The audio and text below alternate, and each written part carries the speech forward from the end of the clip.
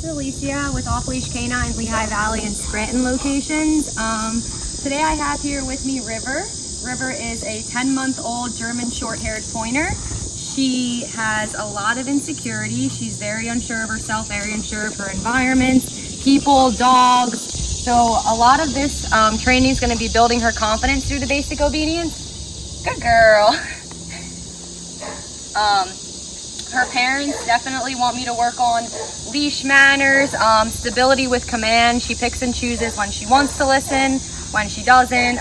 So they would really like to fine-tune that basic obedience and get it locked down to the point where they can just rely on the fact that and be confident that she's going to listen. She has a couple of commands under her belt, but like I said, stability is really non-existent. And then a lot of it's really going to be the leash pulling and the confidence building. So let me just show you an example of some of the commands that she knows. River, come. Good. Come. Good. Sit.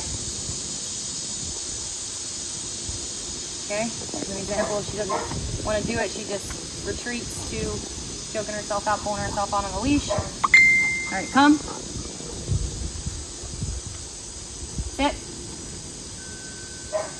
Try place. There she goes again with the leash. River, place.